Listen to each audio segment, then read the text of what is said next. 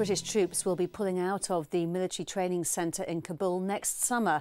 ISAF says the decision to leave Camp Alamo a full year before complete transition in Afghanistan is proof of the progress made by the Afghan National Army.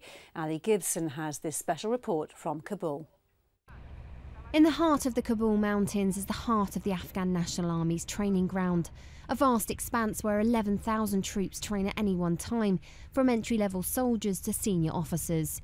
Kabul's UK Leadership Training Team, or LTT, was once 22 strong, but with some ANA corps now running 90% of their own training, just 10 Brits remain.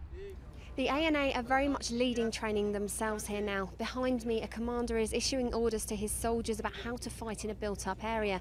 They've been training for the last 3 days and they're about to execute a house break-in where they suspect there are insurgents. The Brits here are very much taking a backseat role now. They're no longer actively involved in training, just taking an advisory role. Whereas once the drive was to boost the ANA's numbers as quickly as possible, now the focus is very much on quality over quantity. There is a definite change. It's little bites, little wins all the way through. But the ANA in all the battalions and brigade training units, they're all noticing step-by-step progression by the ANA, taking more control of the command, of the functionality within the brigades, and also the quality of instruction.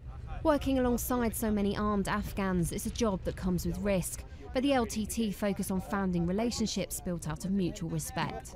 If you don't have the trust, you've almost lost from the start. The insider threat's always there. We've got it. We just need to work with it. And to start off, it's all about trust, self-awareness, and always remain professional. It's about more than playing toy soldiers here as the brighter troops progress up the ranks as non-commissioned officers. Sergeants make up the backbone of any armed forces. In all terms of leadership, mid-management, all that sort of stuff. So it's very important that the ANA get that quality of soldier, which is what is happening now, and the corps are very happy with the sergeants that are getting produced. The NCO course covers everything from coordinates to planning tactical operations and is fully Afghan taught. I'm very grateful to all our mentors and advisors who are helping the ANA and this course. They're sharing their experience and knowledge with us.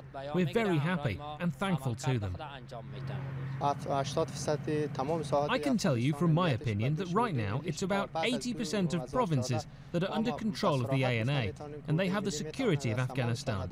So after 2014, I'm sure that we'll be very strong. But it's not just the men who are holding their own. The ANA's female officers and soldiers are also trained here in Kabul.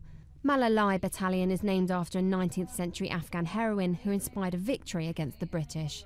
They're doing amazingly well because they're coming from a time when it was very hard for women in Kabul under Taliban control, and now that they've reintegrated themselves back into the army, they've run 5 officer courses and graduated 90 females so far, and from that the amount of coalition support that they need has become less and less, so hopefully in the near future we can hand it all completely over to them so that they can do it by themselves.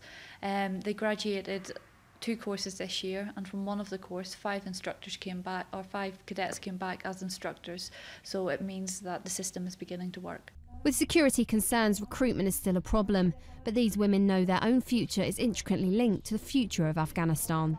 I wish to be better, and this belongs to security. If Afghanistan security be better, and women's position also be better, if they be bad, and our situation is also be bad.